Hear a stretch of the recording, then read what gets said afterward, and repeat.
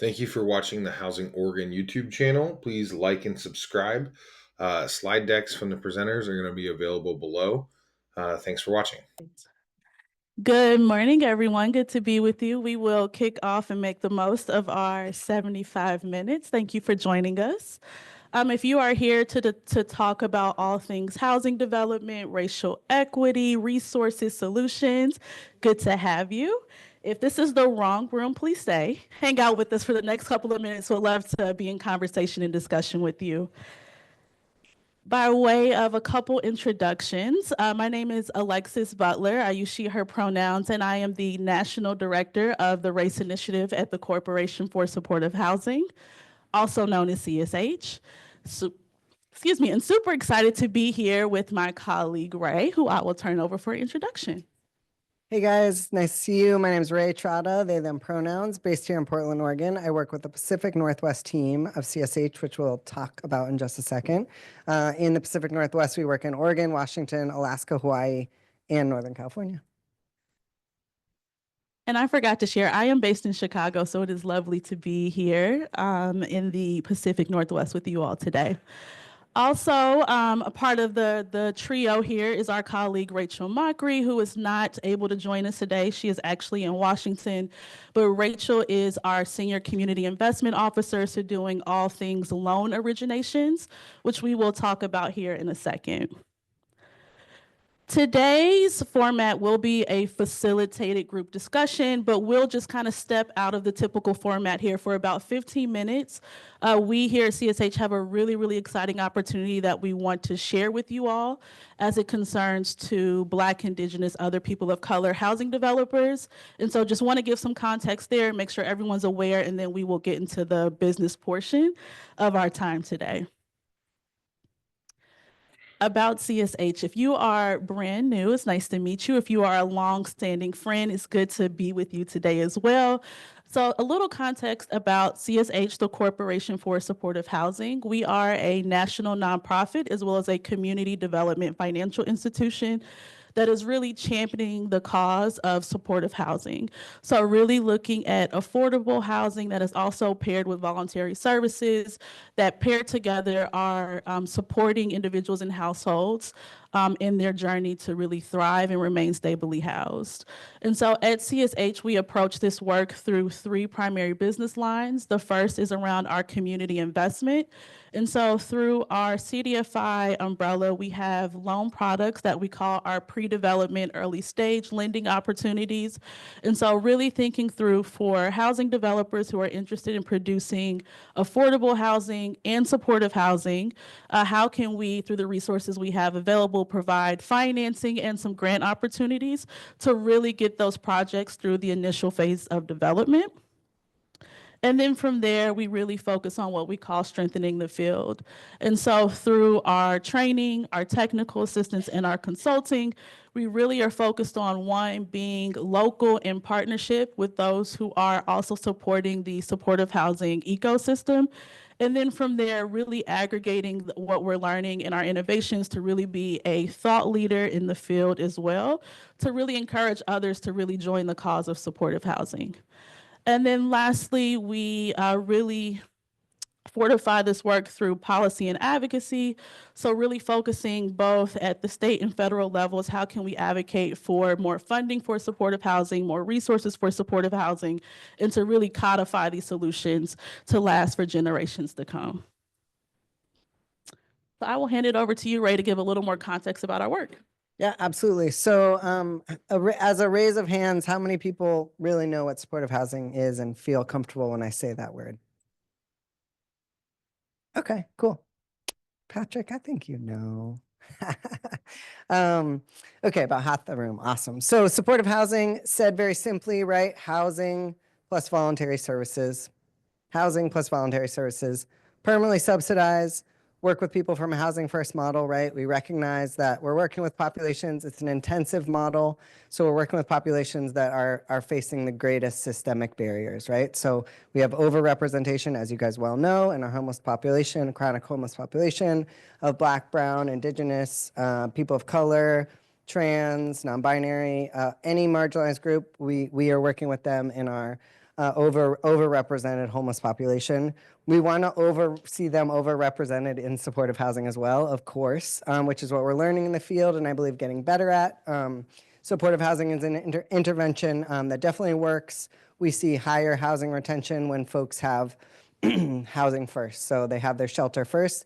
We bring everything else along the way. The person gets to lead. It is very challenging work. Led a panel or moderated panel with some folks in the room yesterday. And it's a joy to hear about those who are working in supportive housing and how they really are embracing the model, which is really like, yeah, just like you and I, right? Like you can't tell me what to do. If you do, it's not gonna, I don't know, I'm gonna be like grumpy. I'm not gonna thrive for myself. But when I get the sports, when I get the access, we really see all those services that we could mandate, but we don't, right? Like mental health treatment, substance use treatment, medical care, anything, right? We could mandate that. And we've seen that happen, right, from other models. And it usually doesn't lead to long-term success for that person. It doesn't lead to less costs for the community. But in supportive housing, we see that. So again, just simply housing plus services, that's what you need to remember. Those services are voluntary. And again, we do this because we recognize that systems fail individuals and not the other way around. So that's kind of what we're about at CSH. Components of supportive housing, again, I mentioned a lot of this, right? But we're working with a very specific population. When you're working in supportive housing, you're doing it for a reason, for a very specific population. So not everybody needs supportive housing, but once you look at your chronically homeless population, you will quickly recognize why an affordable housing model without services attached is not going to work to keep those people housed. Again, housing is affordable, right? It's a long-term commitment. It's like a 30-year lease and more, or 30-year commitment and more for your sustainability of your project to say, hey, we are providing this housing for these people with services for a long time. Tenants get a lease just like you and I, so there's no difference there. Tenants get a lease. The building has protection. The tenant has rights. Engages in tenants in flexible voluntary services. So we talked about this yesterday in our panel with buildings in operation, but flexible funds are really, really, really important to those who are providing supportive housing. And the reason that is because, like I just said, you're working with someone where they're at, which means I'm not going to tell you you need karaoke night on Wednesday. I'm not going to tell you you need mental health treatment. Like, you got to tell me, and it could be a real big gamut. So flexible funds, if you're a funder, like, please, please, please give that to supportive housing buildings. They need it. They'll do good things with it, I promise. Coordinates with key partners. So our coolest supportive housing really recognizes, right, that like housing has been left to housing providers to like deal with homelessness. And that's not really the way our world works. So we try to engage everybody else who's involved and funneling folks into houselessness, right? So child welfare, health system, criminal justice, et cetera. So we work with key partners at a big level and a small level, right? Your hospitals, everybody's involved. And when you do this work, you recognize very quickly that you can serve your individuals better if you make friends with your neighbors, get people on board to champion the model, and then it works. So it's pretty cool. And connects tenants with the community, right? We really recognize, and as we move further along in the field, we really want people to be empowered. That's how you and I operate best. So that's how we all operate best. So we support that through supportive housing. Thanks, Ray. So using that foundation, I'm super excited to share a bit of the work under the Race Initiative at CSH.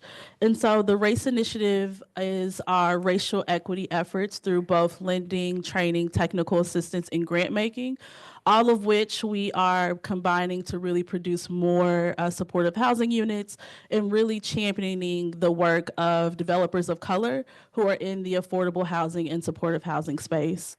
And so RACE stands for Redesigning Access by Centering Equity, and we formally launched this initiative at CSH in 2021, really following the social injustice, social unrest that was taking place across the US, and really taking a moment to first look inward and challenge ourselves as an organization. Where have we fallen short, and what can we do more to really bridge both the capital access gaps as it concerns developers of color, as well as really looking at the broader ecosystem of the overrepresentation of people of color in the homelessness system who are experiencing houselessness, and what can we do through our both resources and spheres of influence to make a positive, lasting change in that space. And so the Race Initiative is a national effort.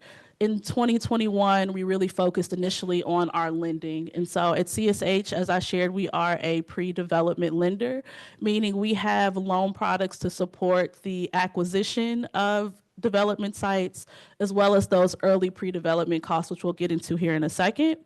And then from there, about 2 years later, really began to both understand some of the barriers that developers of color were facing in the field and really wanted to augment our efforts with additional training, technical assistance solutions. And so through that, we have 4 primary activities that we use the Race Initiative to really be a vehicle for. So the first, as I shared, are the early pre-development acquisition loans. We also have been able to deploy through the support of various private institutions, foundations, and state partners, capacity building grants that have been flexible, do not need to be repaid, and really provide an extended runway for developers of color to get out there and try. For so many of us, when we try a new field or just trying to stand up a new effort, it takes some time. You take 2 steps forward, you may take 5 back, you may have a champion great year, and some years just may be like, oh my goodness, I don't know what I'm doing, but that's a part of the process. And so at CSH, through the Race Initiative and our efforts at large, really want to be mindful of that runway and really want to provide resources, whatever that pathway may look for various developers. Additionally, with our standard approach at CSH, we have training and technical assistance. The primary format that we've been using is what we call our communities of practice. And so last year in Los Angeles, we were able to launch our first community of practice under the Race Initiative, which super excited about. And there were 8 developers who came together for 1 year to focus on, 1, what is my supportive housing development strategy?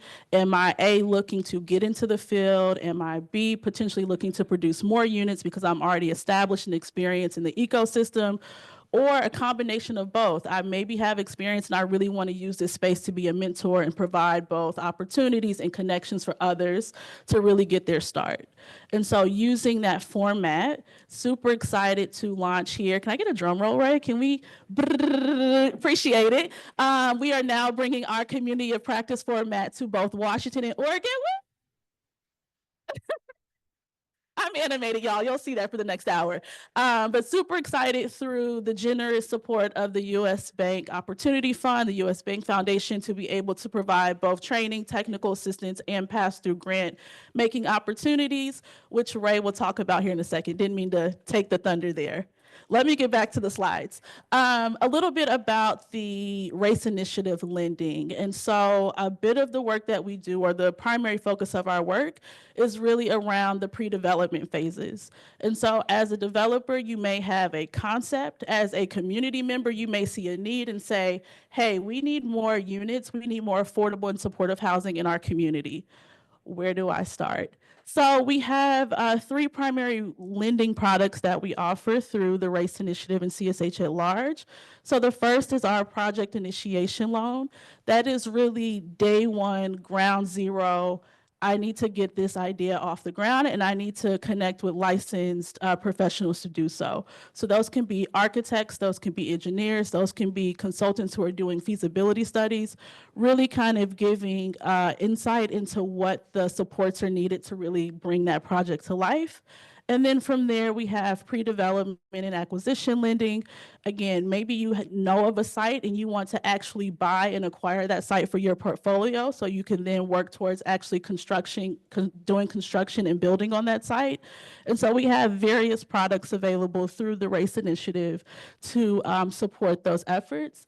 And I am happy, post our time in this space today, if anyone is interested to learn more about our loan products, can definitely connect with you after this session to share that information. A couple notes around who qualifies for the race initiative, why racial equity, what does that mean for the terms of this program?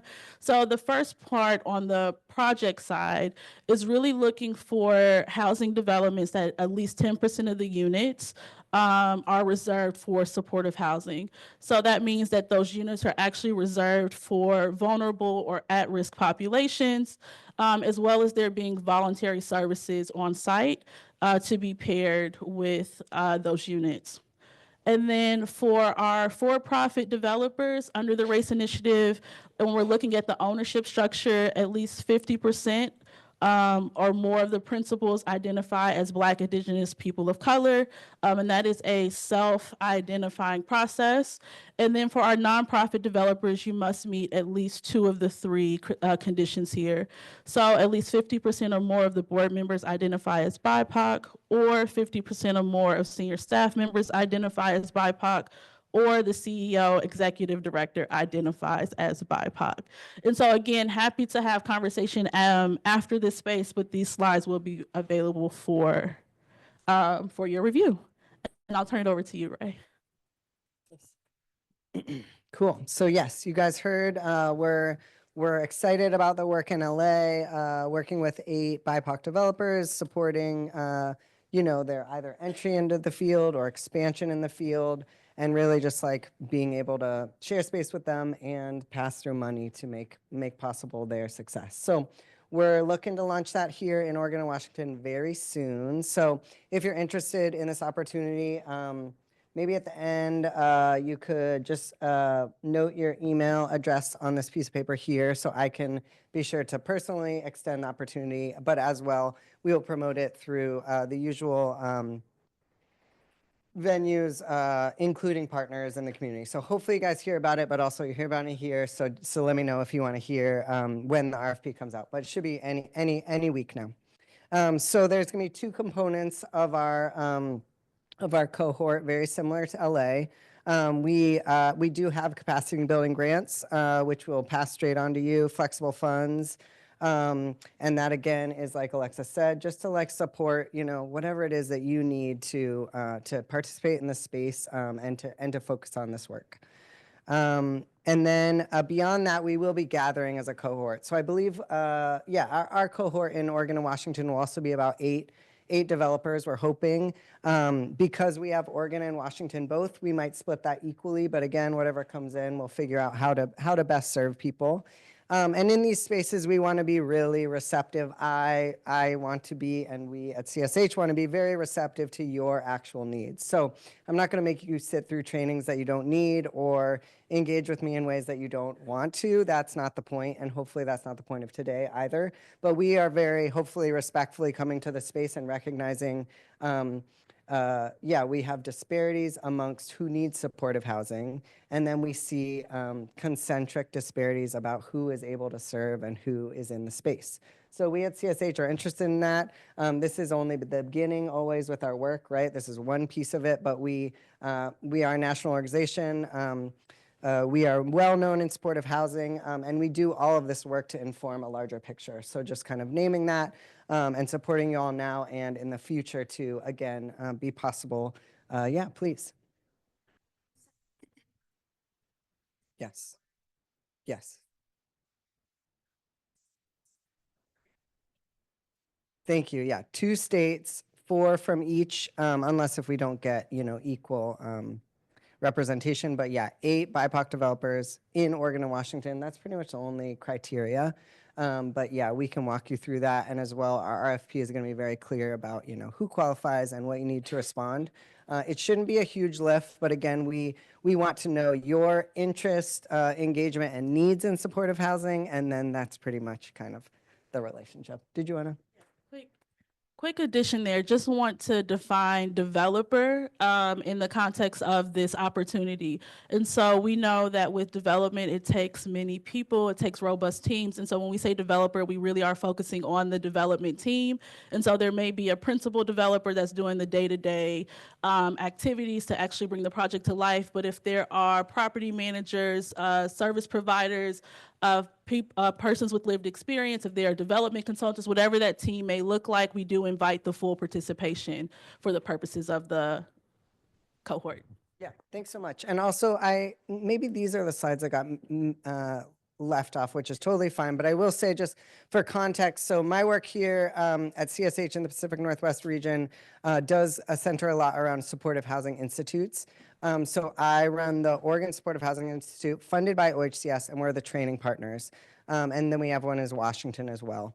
And in the institute, folks come through the institute, they apply and say, hey, here's our planning concept. And they apply as a multidisciplinary team because supportive housing is, unlike affordable housing, very, very necessary that we unsilo, which is not a word, but it's fine. And we work together and understand kind of where one another's coming from. So institute teams are made up of a developer, property manager, service provider, lived experience. We all work together, and any other partners they want. This offering is not as intensive as the Institute. The Institute is a 5-month planning process. It's a big lift on people, but they also become eligible for OHCS funds that then fund pretty much their entire project: capital, operating, rental, et cetera. I'll in one sec. And then, sorry, I lost my train of thought. So we have the Institute, and should individuals come through this opportunity, and because the pass-through grant is, again, just kind of like an initial funds and a co-learning opportunity, should they become interested in supportive housing, the Institute is a great next path. And again, like a very amazing way to connect to the existing resources in the community.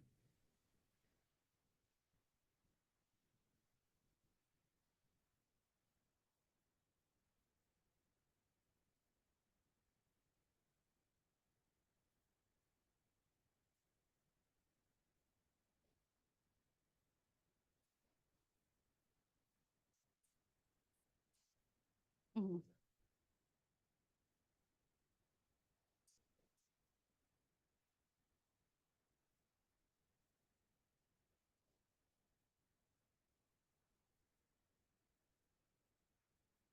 Yeah, so for the purposes of funding, and then I'll kind of work my way back around the question. And so the funding is purpose for the actual developer themselves. And then from there, if the developer wants to kind of sub-allocate out to participating team members, that would be kind of left to their decision making. But we are, in the best ways, restricted to supporting developers through this opportunity. And then I think from the standpoint of a general contractor, a GC, really focusing again on that team construction. And so if you know of a developer,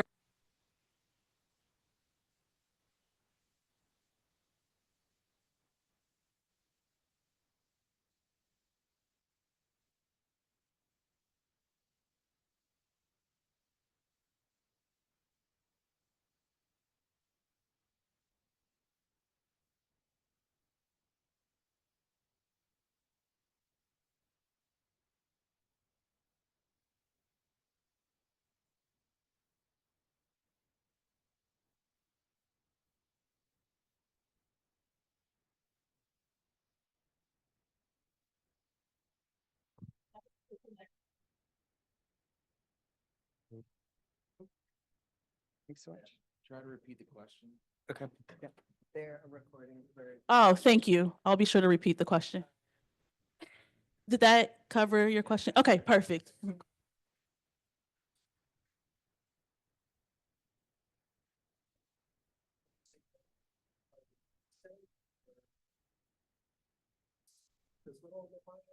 Absolutely. Yeah. Thank you.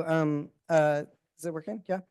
Yes. So question was Central Oregon, statewide, et cetera. Yeah, absolutely. Come on in. We absolutely recognize, especially with our institutes, statewide projects, I absolutely recognize resources different across the state. And that's part of the plan of investing and utilizing resources well. So absolutely, you are more than welcome. Our institutes are well represented in all areas of the state. We work really hard at that. And same thing, if you're in a metro area, not to be discouraged, right? Just we do want, remember that, yeah, if you're competing with other areas of the state, just remember that in metro areas, we are really interested in interesting partnerships. Like, what do you really want to innovate on? Because you have access to a little bit more resource. So just remember that when you're applying, it's not at all that we will have a mix no matter what, but just saying that. I don't know if you want to add. And the Race Initiative CSH loan products are applicable and available statewide as well. Awesome. Oh, yes.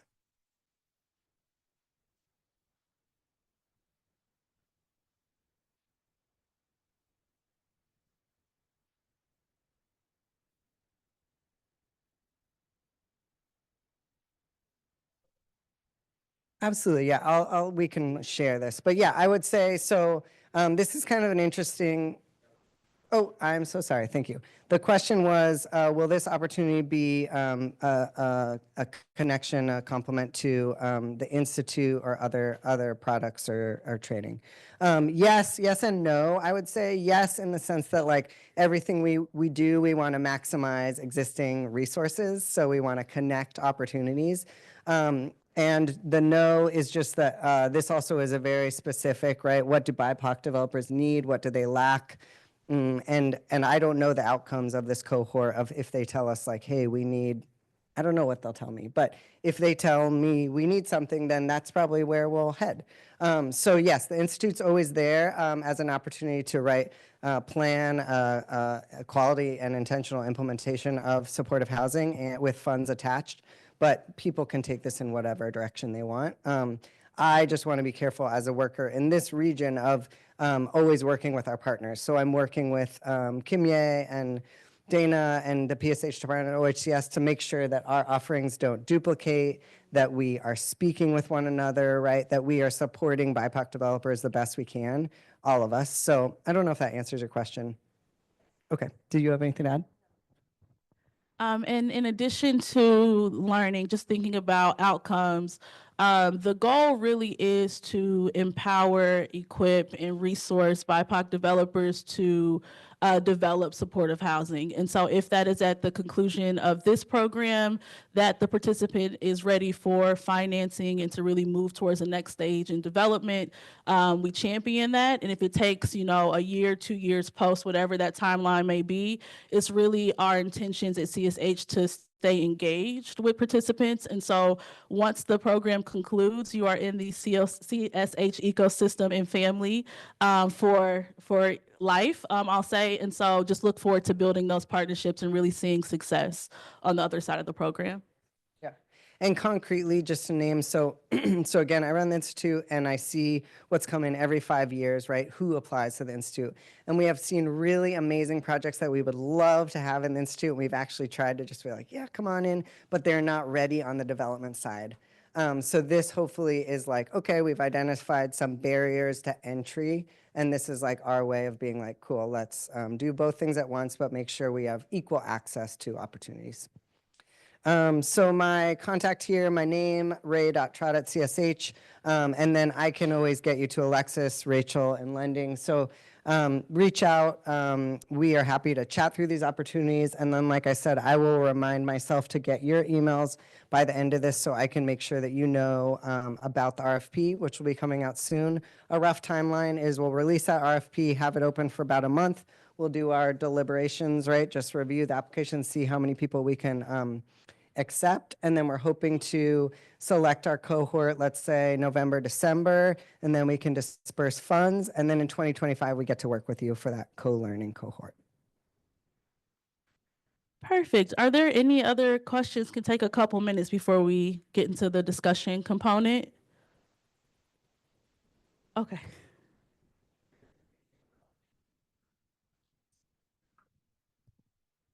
Yeah, thanks so much. So we will, oh, yes, thank you.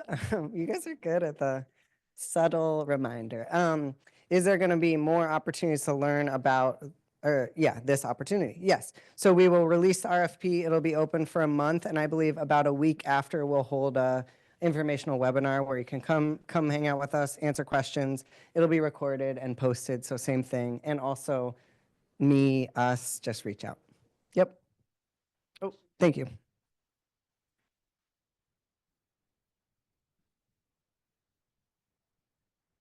Mhm.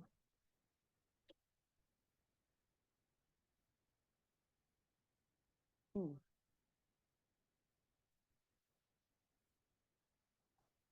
Mhm. Yep.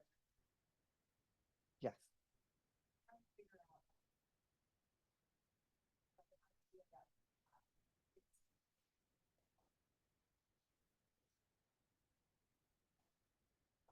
Oh, sure. Yeah, that is a great question. And you are absolutely right that every community is going to define their coordinated entry system, right? How they categorize how folks get into supportive housing. But yes, within our definition, we don't dictate who the population is, but we know we are most likely to see those with multiple high cost interactions with mental health, like psych inpatient, psychiatric care, multiple high cost interactions with our emergency room, multiple high cost interactions with our criminal justice system, so frequently jailed, people who are cycling any of our systems. And yes, within a coordinated entry system, every community has their own. They're going to name what defines chronic homelessness, what defines high utilizer, what defines that. But we at CSH, we don't get involved in that piece. That's usually a community decision. But yes, in Oregon and in Washington, PSH, permanent supportive housing, is reserved. Funds are reserved for those experiencing chronic homelessness. And then you can look up again the local definition of what that means. But usually we're going to see, right, a year or more or multiple episodic experience of homelessness. And then just statistically speaking, we know that those living without a shelter are having complex needs, which really truly are complex because it depends on the population you're speaking with, about how they've been isolated, oppressed, repressed, and then also kind of stuck in costly interventions by other systems that aren't actually ever meeting the need, which is like, okay, can you become stabilized? Is that, you want more? It depends, but I'm not trying to, do you want to ask another question? Because we can keep at it. Okay, cool. And remind me, you're with, is it Joint Office? Okay. Oh, awesome, cool. Okay, yeah, let's just chat about it. I think that would be great. Any other questions before we get to hear from you guys? Cool, okay, great. Perfect. So we will take a stretch, yawn, cabbage patch break, whatever your variety is, and transition into group discussion. So super looking forward to opening up this space for us all to just collaborate around some of the topics. Before doing so, we'll pass it off to you, Ray, just for some acknowledgements and kind of structuring. Absolutely. Thank you. Yes. So we're going to talk to you guys again, hear what your successes are, what your challenges are, what your opportunities are, et cetera. And like I said, we learn, we actually utilize the information. So it informs our programming and we are nimble with our programming. So everything that happens here also will shape the cohort. So thank you for participating. I just want to know doesn't go on deaf ears. Just want to acknowledge disparity, of course, right? I recognize I'm a white individual. I am not a developer. I am not a BIPOC developer. So I do not know the lived experience of lack of access in this field. I do come from the services side of this and just want to name that like we have representation, diverse representation in the room. So as we discuss with one another, just like check yourself if you can, be like, oh yeah, who am I? What have my experiences been developing housing? What doors have been open for me? What doors have been slammed? How can I listen to others and change the way I do things to better partner? So I think I just wanted to give that kind of general nod of like, our field wants to get better at the words like we are addressing race equity, right? We want to like actually understand, what does that mean? What does that feel like? What do you carry with you? So we won't get too deep today, but just naming everyone's welcome in the space. We want you to be safe in this space. And we also want your partners who may come from majority positions to hear you and do something with the information in their work. I don't know if you want to add anything. Okay, cool, sweet.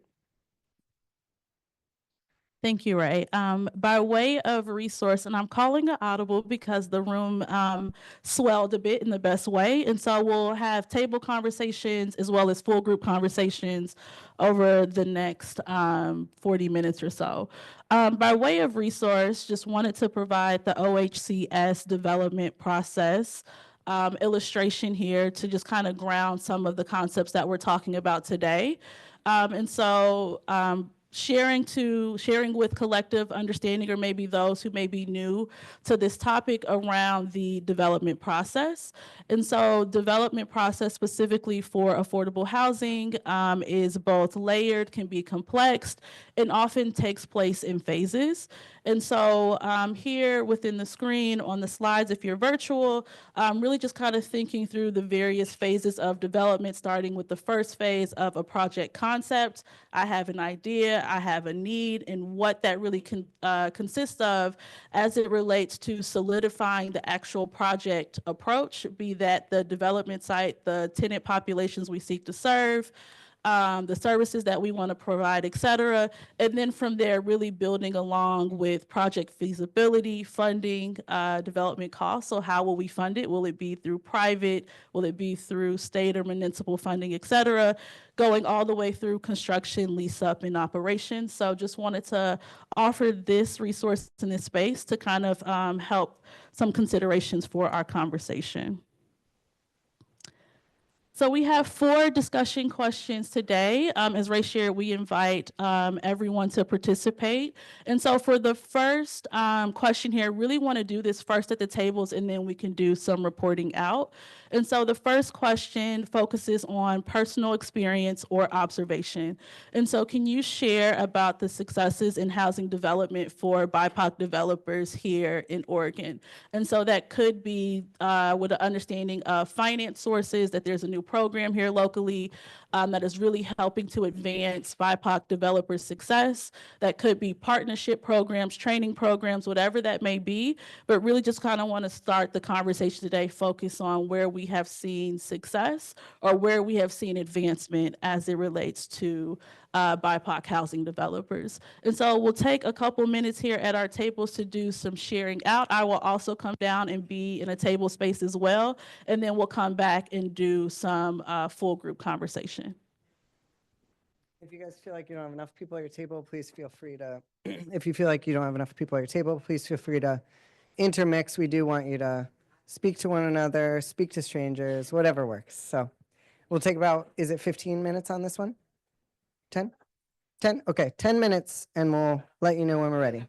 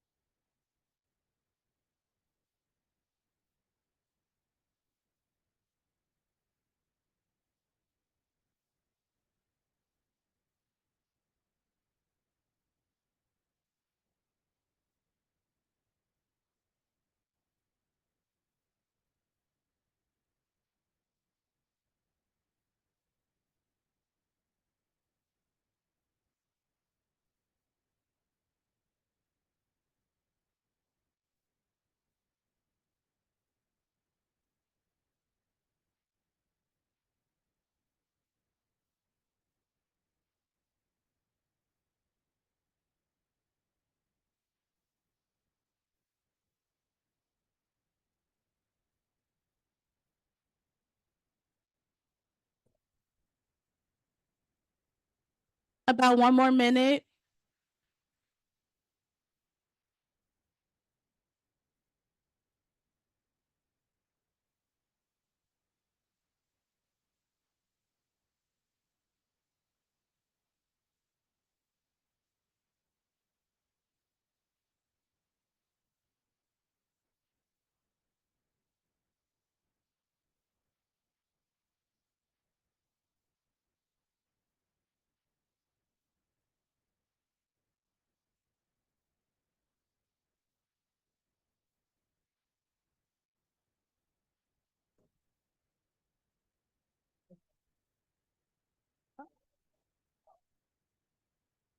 All right, everyone, I will bring us back. Not to cut off the discussion, but will bring us back to chat in a full group setting. Ray will serve as scribe. Thank you, Ray. Would anyone like to share some of these success stories that you discussed at your table?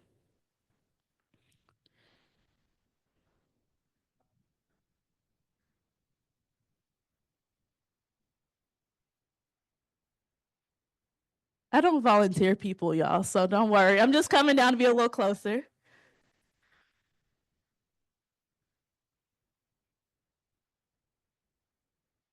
Can I repeat yours or can I?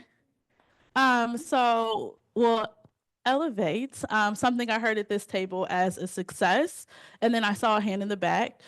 So really just understanding and seeing that there are continued opportunities such as this one today to have conversations that are focused and grounded in racial equity is a success. And then I just did a +1 to that and saying, even seeing funding opportunities to support programs such as the Race Initiative that are really focused on racial equity and really diversifying representation in the housing development space, I see as a win. So we'll kind of kick us off there.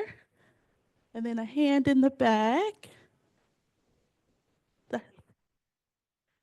I don't know if we talked about successes, but we talked about what we need more is just funding without stipulations. I think that is the biggest need in the community, and where outside of housing, you know, I've seen great successes with working with organizations and whatnot. So, yeah. Thank you for that.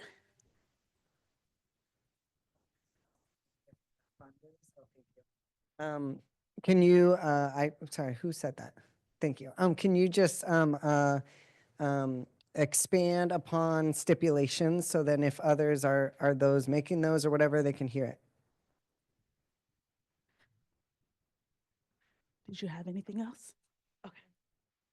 Yeah, thanks, Ray. I was piggybacking off what you said earlier too. I think just, you know, with funding, there's always reporting requirements. They want you to spend the money a specific way.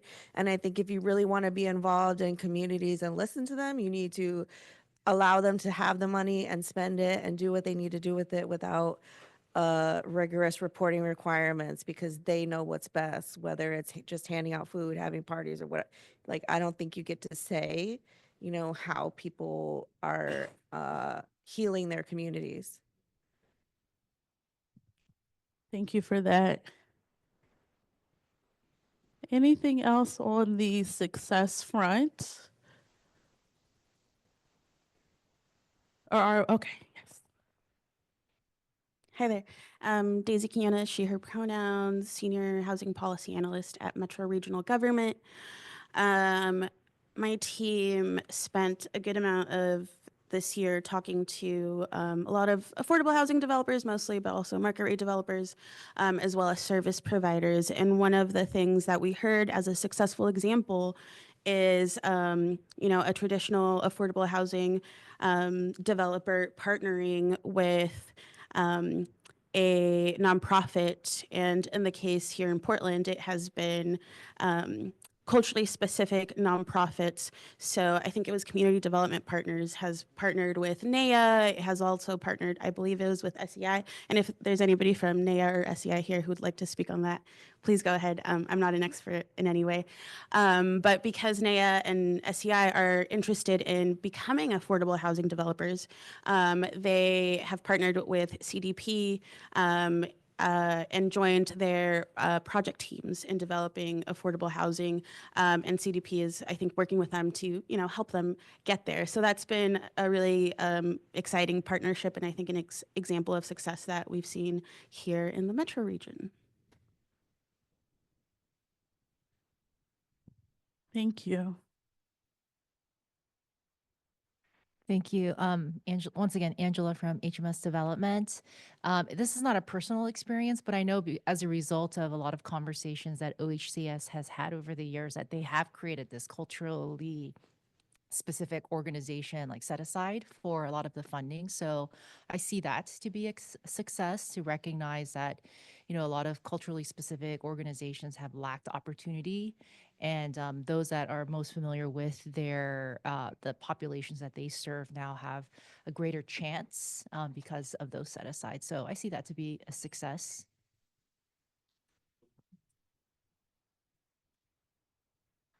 Well, there was a lot of conversation, so maybe we should transition to barriers, challenges, opportunities. Was that the crux of conversation? All right, so let's make that transition. Would anyone like to open up around challenges, barriers, or opportunities within the housing development field?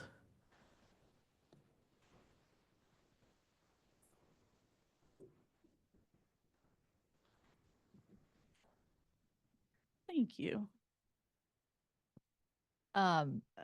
It's on the same token, but the flip side of the token, having the set aside, I think there are a lot of for-profit developers that kind of reach out to these culturally specific organizations because they know they have this set aside. And it is a unique opportunity for these culturally specific groups, but I feel like there's a lot of knocking at the same door to partner up. And a lot of times they would like to learn how to become their own standalone real estate developer like a CDC, but because they're so busy kind of interacting with different development opportunities, they don't have that time to really grasp all the fundamentals of becoming a developer. And then that's one. And then for me personally, being that we are for profit, sometimes it's not welcome here. And I'm just like a very personal experience. And I've been at HMS for 1 year. I have the background in affordable housing development, as well as having worked at enterprise on the investor side. So I'm like, I come with a wealth of knowledge. I come with lived experience with my community, but being that we're a for-profit developer in this space, it's really challenging to kind of be, I don't know, embraced. So yeah, that's a challenge for me. Thank you for that. And yes, we, in my role, seeing that nationally as well, that it appears to be a bit of a oxymoron or a tension to talk about affordability and then for-profit in the same kind of landscape. So thank you for sharing your experience. Any others?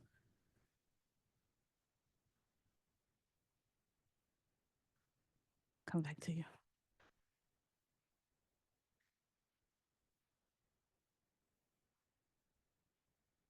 Yeah, so I work on a program that works statewide to incentivize energy upgrades in multifamily properties. So we've done work to promote partnerships with culturally specific organizations. And as part of that, over time, we also learn from rural communities that it's very challenging to find culturally specific organizations, even though there are BIPOC representation compared to the metro area. So how do you sort of build that experience in rural communities as well?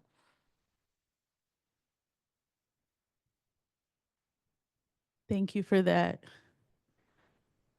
I love that we're touching on an expanded focus. I know at the front table, we had conversation around rural communities. We also talked about metro area realities.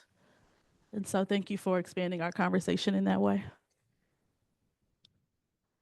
Any others? Well, what were we chatting about at the tables? Maybe we can just expand the conversation a bit. Oh, and then I'll swing around.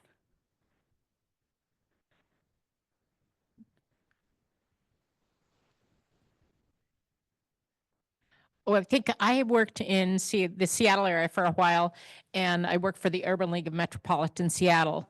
And we had a program to help minority contractors get set up and actually doing business and helping them in all around getting plugged in and making sure that they're up to speed. And I think that's the big thing is a lot of times our minority contractors don't understand what opportunities are out there or how to address getting into those opportunities. And I think that's part of the problem is helping them to understand, how to plug in and how to connect. And we offered a free plan center. We offered help with estimating, offered help with getting set up with accounting software. And we also offered even something as simple as how to read the plans and how to do your estimating for your type of business. So I think that's part of it too.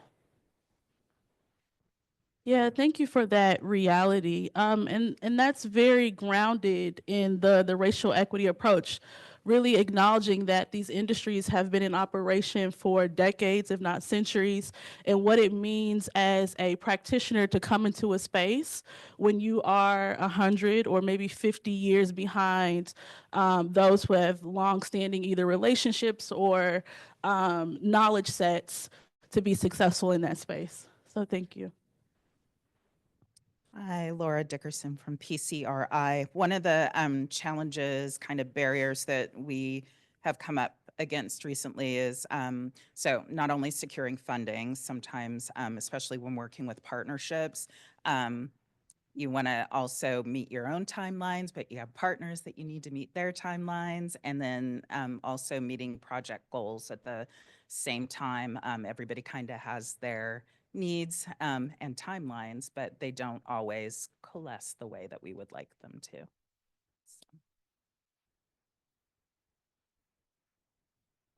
Not to put you on the spot, have you all had any strategies or approach to navigating those timeline tensions or something you're still working to figure out?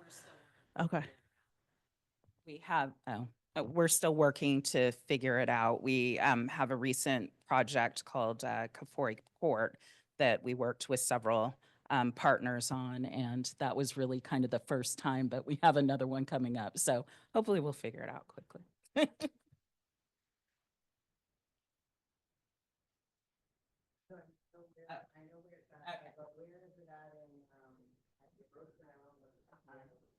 So the project location is? I forget the street. It's not Shaver. It's maybe it is Shaver. Shaver, MLK. Block off. Grand. It's Shaver and Grand. And then what was the other question? Sorry. Oh, progress. We were talking about the so the foundation is down and we've got some pillars that I can see as I drive by. We may have some walls up, but yeah, it just started because we broke ground, I think in February. Was it February? All right, February. There we go.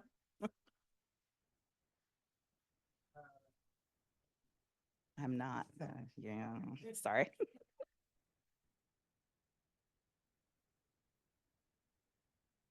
I think I don't want to misspeak, but I want to say, I mean, that's what do they call Black Portland? Is it called Black Portland? Or no, it's called PCR. Anyways, I just want to say, I think, I'm not sure, but I wanted to say if that was a BIPOC development.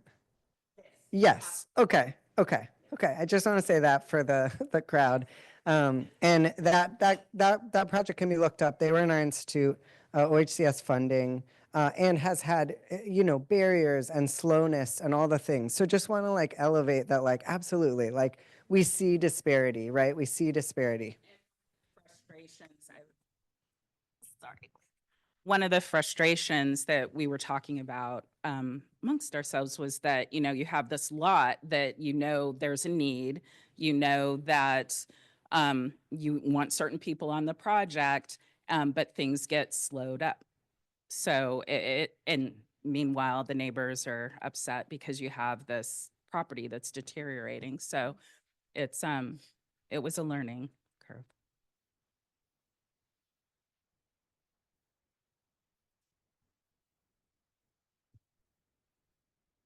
Any other thoughts?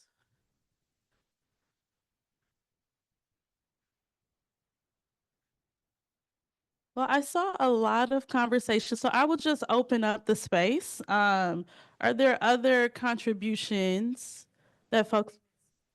Oh, go ahead. Yeah, like, what are we missing? You guys tell us. Like, yeah.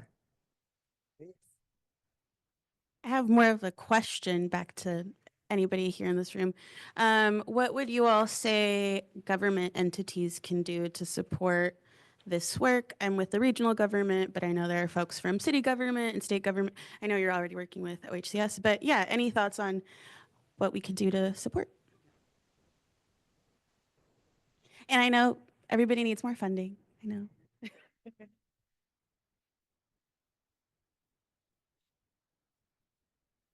I think that's a great question, right? What are the needs? The funding is one need, but what is the need? And we surmise that maybe you told each other, but won't tell us, which is okay. For the For the rest.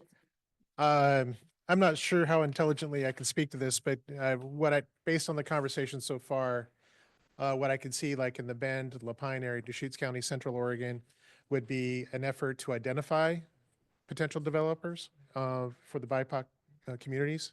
Also understanding have an accurate representation of what the population is, and then not have criteria around unfortunately, I don't know if that's the right word, but in our area, the population is probably 79% Caucasian, and then the rest are kind of identified as other.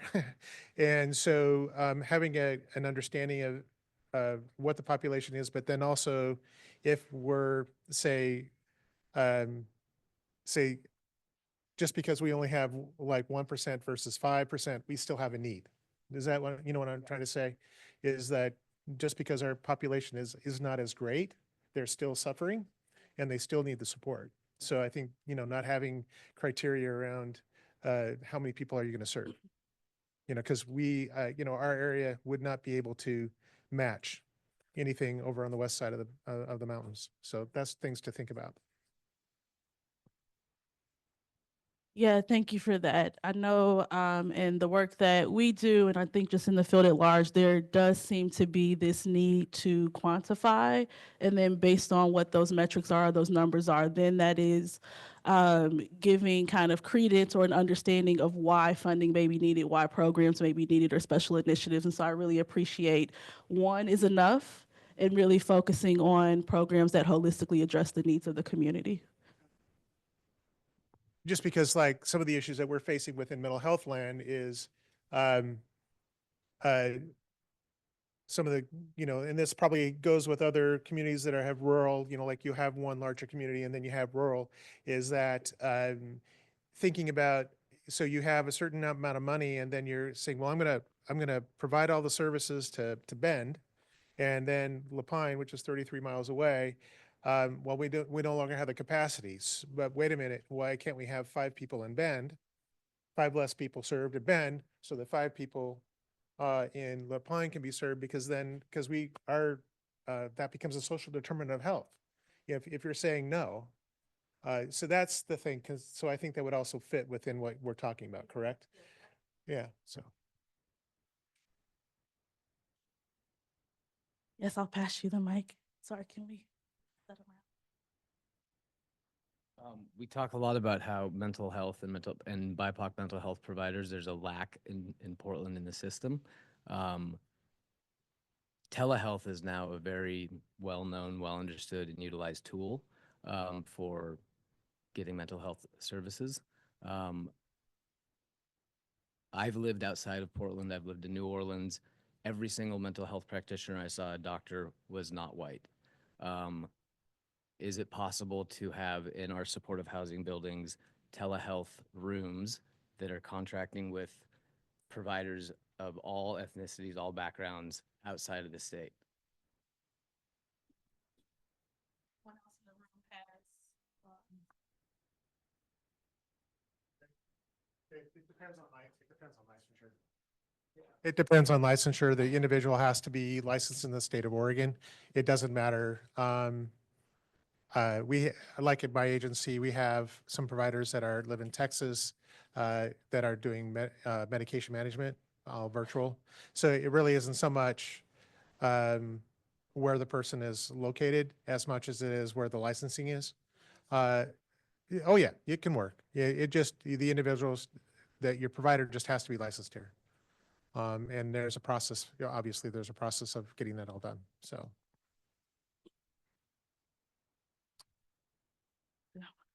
We have one in the back.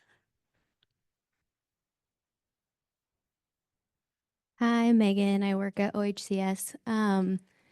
Just like kind of tagging onto that first one of IDing BIPOC developers. This was kind of thrown out, and then people were really excited about it in one of the other sessions I was on yesterday. It was pitched as kind of like a dating app, jokingly, but it works. As kind of, we know, like in PSH and kind of sounding like in this too, that there's so many people needed to make this work. And so it was pitched as like, it would be so great if there was some kind of system, or it was, again, was pitched as a dating app, but that like, okay, I want to do this and I'm this kind of service provider or a developer or this kind of person. And like, this is my specialty, but I don't know how to do these other pieces. And so, but these are the people that do. And so like to be able to like swipe onto them, you know what I mean? And they were like, we would love it if the state organized that, which great. But like some kind of that system where that existed and somebody knew about that and could connect people, especially for folks who are new and coming into this, or who have less access to knowing the community, or who are in rural areas or something like that. But like somebody was connecting people and somebody knew the players, and like that kind of something existed. But yeah, something like that. Kind of like a dating app, but. Who wants to build an app? I'll call it a connectivity app. But love the idea and the approach. Thank you for sharing. Okay. Can take some final thoughts here. I'm not a developer, but I think about the groups that the Black developer or the people of color that are developers, they deal with crisis. And I just wonder also too, there's also, I feel like sometimes a need of like education, training, continuing so they can elevate their process and development. And so I think it would be great there to be a partnership, especially with banks and also those for-profit, organizations that are doing this at a high level that get most of these types of business. How can we, support these organizations where, one, it doesn't come out of their pocket, but they can get the resources and tools that they need to be able to have the sustainability to elevate the organization and absorb what's happening, because they're serving a community that is dealing with all sorts of things. Especially during the pandemic, we saw that these developers need so much more than just money. They need money and physical support, mental and educational support. So something that would be set up to make sure that they are going to be sustained, not just to get this project done, but to thrive and to continue. Thank you for that. I see a lot of head nods, mm-hms. So thank you for elevating that in this space. I think what would be interesting too, just developers are really, it's a white dominated, industry. And I don't know if it could be flipped. Like, could the community organizations get the money, and then the developers have to partner with them and cater to like what they need, as opposed to the opposite? Because even, I work in asset management and affordable housing, and even sometimes the ideas of like how they create rooms and spaces is very interesting once they're done with it. Of just like, how did you pick these materials? Why did you put this thing here? It doesn't make any sense. And I think the other thing that I keep thinking of in these situations is there's the affirmative fair housing marketing plan. And so that's where you're getting this data of communities. You look at the state, then you look at your county, and then you look at the city. And then you're supposed to fill your wait list, with these people. But I wonder, NEA had the project where they were able to prioritize Indigenous communities. And somehow they got around that affirmative fair housing market plan, which people don't want to talk about because it's scary, because you do want to prioritize those most, you know, smaller populations that have been gentrified. However, how can we bring those communities back? And is there the person who was asking from the state, like, how can you help? Is that, you know, we need programs to bring people back into their communities, whether that's subsidies, whether that's whatever it is. And I know Chicago actually had a program like that at one point. I can't remember what it was, but anyways, those are just. Thank you for those contributions. Any final thoughts here as we wrap up? JT with the Saban CDC. One thing that worked with us with development being such a white dominated space, with developing our newest property, Isaka Shemsundin and Charlotte Lewis, we got a group together of elders, because we mainly serve the African American community in Northeast Portland, a group of elders from that community called HAT, Hands Across the Table. And so within the development phase, we met with these elders from the African American community to help like lead development in the right direction, choosing the right colors for trauma-informed care and everything. So to kind of like combat that, to give back to the community, we worked with the elders and got the people together in the community that we serve. Thank you for highlighting that fact. And that's also, or that reality. And that's also something within our trainings and institutes at CSH that we're also are really focused on, just trauma-informed design and really having collaborative approaches into what the buildings will look like, what the design choices will be, and really being mindful and sensitive to those who will be living in those spaces and what they would desire to see for their homes. So we are.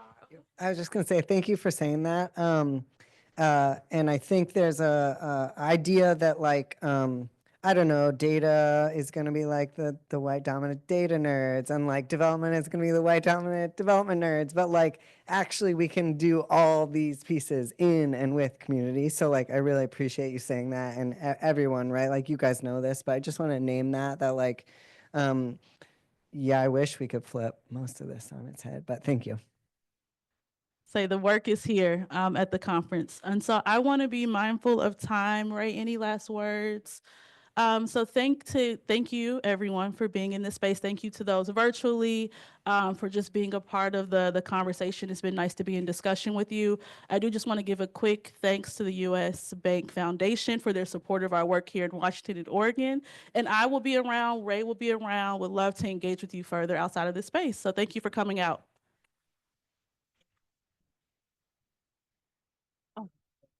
If you guys want to be on in the know of this RFP, this opportunity, please put your email on the sheet of paper here, and I will be sure to send it out to that list. Thank you.